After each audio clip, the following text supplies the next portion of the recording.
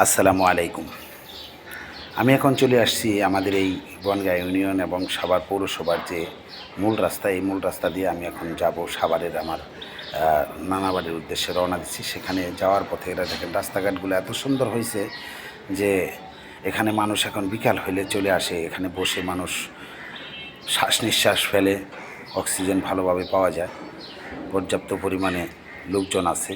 অবশেষে আমি এখানে আসলাম, দেখেন হোন্ডা চালিয়ে এখানে চলে আসলাম। তো আমি এখানে দাঁড়ালাম এবং কি আপনাদের দেখানোর চেষ্টা করলাম। দেখেন এই যে আমাদের এই রাস্তাটা, এই রাস্তাটার ভিতরে দুই সাইডে বিল আছে, এই সাইডেও বিল, এই সাইডেও বিল। যে রাস্তাটা, এটা একটা নালা, এই নালা দিয়ে আমাদের বিভিন্ন জায়গায় যাওয়া যায়। দুই পাশে খুব খোলামেলা রাস্তা, অক্সিজেন নেওয়ার জন্য খুব উপযোগী এই জায়গাটা। মূলত আমি এখানে দাঁড়াইছি এই জন্যই যে আপনাদের একটা কাহিনী বলবো, আমার একটা সত্য কাহিনী।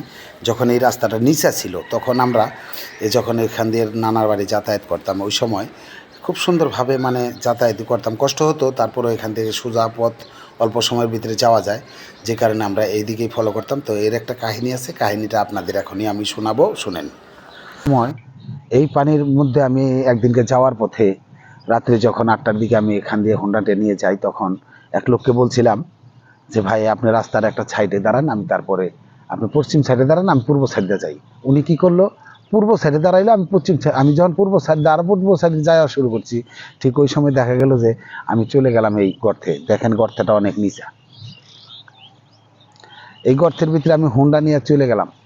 তো প্রায় 3 থেকে 4 মিনিট পর আমি এটাকে একজন লোকে এসে আমাকে সাহায্য করলো। সাহায্য করার পর আমি এখান থেকে উঠি।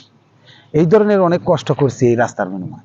তো এখন যে সুন্দর একটা সাভার এবং রাজাসন পৌরসভা এবং বনগাঁ ইউনিয়নের মধ্যে যে সুন্দর রাস্তাটা হয়েছে, এই রাস্তায় আমরা যেভাবে এখন চলাচল করি, রাস্তায় দুপাশে দেখছেন খুব সুন্দর সুন্দর গাছ লাগানো হয়েছে অলরেডি। আপনার এলাকাটাও খুব সুন্দর দেখতে, সুন্দর পরিবেশ। এই পরিবেশে মানুষ বিকাল হইলেই যারা ঘোরার জন্য, বেড়ানোর জন্য, একটু সুস্থ সবল হাওয়া খাওয়ার জন্য, অক্সিজেন নেওয়ার জন্য চলে আসে এই এলাকায়। এই এলাকায় মূলত বিকাল হলে অনেক লোকজন থাকে। আমি এখন সকাল প্রায় 10টা, সাড়ে 10টা বাজে, এই টাইমে আসছি। এখানে লোকজন নাই, তারপরেও আমার এই এলাকাটা খুব পছন্দ। যে অনেক সময় দেখা গেল যে এই এলাকায় এসে এই ব্রিজটা আছে, এই ব্রিজের এখানে বসে 2-4 মিনিট একটু শরীরে হাওয়া লাগায় তারপরে আবার বাসার দিকে চলে যাই। তো আসলে দেখেন আপনি, এত সুন্দর পরিবেশের মাধ্যমেও আমরা এত চলে আসছি। দেখছেন প্রত্যেকটা মানুষই কি সুন্দরভাবে যাতায়াত করতেছে। এখন এত সুন্দর পরিবেশের মধ্যে আমার দেখাচ্ছে, এটা হলো দক্ষিণ রাজাসনের এরিয়া, এটা হলো গুপের বাড়ির এরিয়া। গুপের বাড়ি এবং দক্ষিণ রাজাসনের মধ্যে খুব সুন্দর একটা মিল হয়ে আছে। এই জায়গাগুলা এত সুন্দর, পরিবেশটা এত মনোরম, হাওয়া, অক্সিজেন সব কিছুই আছে, গাছপালায় ভরপুর আমাদের এই এরিয়াগুলো। মূলত আমরা চলে আসছিলাম এখানে, বেশ কিছুক্ষণই আমি এখানে অবস্থান করলাম। আমি এখন আপনাদের কাছ থেকে বিদায় নিব। যতটুকু পারলাম আপনাদের এই মনোরঞ্জন দেওয়ার জন্য চেষ্টা করলাম। ভালো থাকবেন সবাই, সবার দীর্ঘায়ু কামনা করলাম। এবং পরিশেষে আমি বলতে চাই যে আমার বর্ষা এনজিএল চ্যানেলটাকে সবাই সাবস্ক্রাইব করবেন, কমেন্ট করবেন, লাইক দিবেন।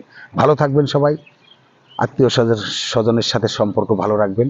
সে পর্যন্ত ভালো থাকবেন। আসসালামু আলাইকুম ওয়া রাহমাতুল্লাহি ওয়া বারাকাতুহু।